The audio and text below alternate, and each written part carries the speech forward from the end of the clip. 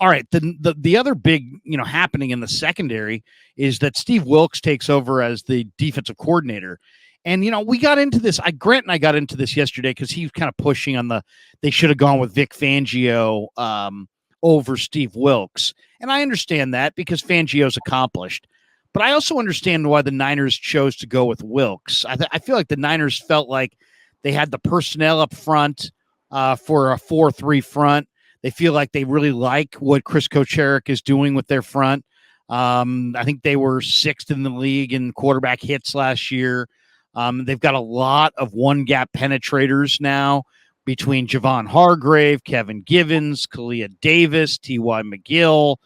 These are one-gapper type defensive tackles. And I just think that they made the decision to go with Wilks because they thought, one, they wanted to keep their front intact. They didn't want to change out a bunch of their D linemen. They feel like their defensive front is effective. And I think they really felt like their improvement that was necessary on the defensive side would come from the addition of Hargrave up front and also, Wilks commanding and kind of, directing the back seven and most specifically the back four. He's a former DB. He's considered to be a guy who's excellent with DBs. What did you and then the Niners followed that up by adding Ji'Ayir Brown, Darrell Luter Jr., Avery Young out of Rutgers as an undrafted guy, and Deshaun Jameson out of Texas as an undrafted guy. So they have 4 rookies in that secondary. What did you think of Wilks over going to the 3-4 and switching up and going with Fangio? And what do you think of those other 3 rookies back there? The scheme discussion with Fangio is always interesting to me because he does run that 3-4 base, but so much of that scheme is rooted in the sub packages now with the way the NFL has gone that I don't think it would have been as much of a difficult transition as maybe some arguments I've seen out there have led it to be. I think you're going to be in, nickel dime packages so frequently that it really doesn't matter what your initial base defense is as much as it would have even 5 years ago, but definitely, like 10 years ago, whenever his last stint with the 49ers was. It's interesting because I think that as much as I really would have liked to see Vic Fangio in that position, because I just think that Vic Fangio, he's the godfather of the modern NFL defense. He's the guy that really changed the game on that side of the ball. And most of the innovation that you're seeing over the last couple of decades in the NFL is stemming from a lot of his philosophies and the things that he's implemented. So anytime you can get the guy who's behind all of this innovation, you'd have to chalk it up as a win. But I also can't fault Vic Fangio. I don't know what went into the negotiations and his decision-making, but South Beach is a pretty nice place to be too. Mike McDaniel is a hell of a coach as well. The Dolphins have something that I think really special is going on down there in Florida. So I can't fault him. If he had taken a job with a non-contending team in a worse-off situation, I'd be a little bit more concerned with what's going on. But I think the 49ers were just in a spot where I'm sure there was interest with Fangio. I know he'd been I don't know if he was officially consulting, but there was reports he had been at some practices and he was at the facility during the year that he had off technically last year. And I think that I don't want to say that Steve Wilks was like plan B, but I think that they always knew hey, we're going to get one of these 2 guys. And either way, we're going to come out okay. And I think that Steve Wilks is a guy who has tremendous respect around the league. When I was at the Pro Bowl, I had asked around to a couple of his former players, people who'd worked with him, nothing but praise. And it wasn't just your cookie cutter, oh, he's a nice guy. There was in depth. You could tell there was a real sense of connection and just admiration for him. So I think that he's somebody where the shoes are going to be very big to fill. 49ers have been a top 5 defense for the last 4 seasons under 2 different coordinators.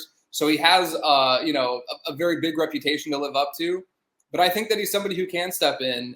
Admittedly, I haven't had a chance to see the 2 undrafted defensive backs that you mentioned towards the end there. So I'm probably going to have to wait till camp to give an opinion on those guys. But I really like Luter Jr. I think he's somebody that profiles as a starter for them who can fill in if they need him to on the inside in the slot. But I think he projects as more of an outside corner in a press man scheme. So I'll be really interested to see if that's something they lean on a little bit more heavy going into this season and next year as well with Steve Wilks there. Because Luter Jr., he was one of the better shutdown press man corners in the entire country last year. And when he was at the Senior Bowl, he was shutting down very good receivers from Power 5 conferences. So say what you want about the schedule he was playing or the conference he was playing in, when he had to go up against guys that were from those Power 5 conferences, he looked really good doing it. Yeah, Luter is a guy that I had a chance to talk to as well. He's got really, really long arms, as you said. I asked him, what are you most comfortable doing? Playing off, playing, press, playing zone of some kind. He said, yeah, I feel comfortable playing press man. He said even when they split it up and played zone on the opposite side, that he oftentimes played press man right up on the line of scrimmage. That's where he's most comfortable.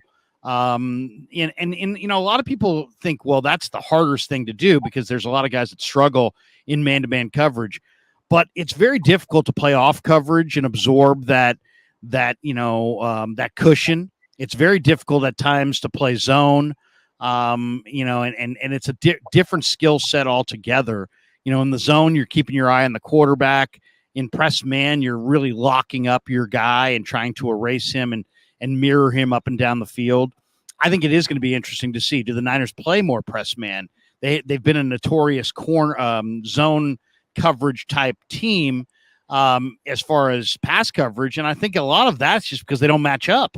And now they feel like they match up better, and I think you may see Wilks implement a little bit more press man. I think it's going to be interesting to see if Luter Jr. can steal Lenore's job at left corner away from him.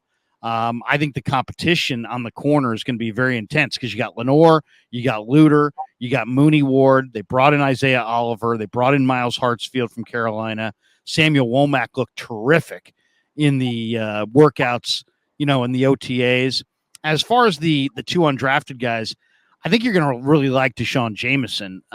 He's a smallish corner, but man, as the OTAs continued and we had the mini camp, I mean, this guy's just around the ball, and he's always around the ball. He breaks on the ball really well.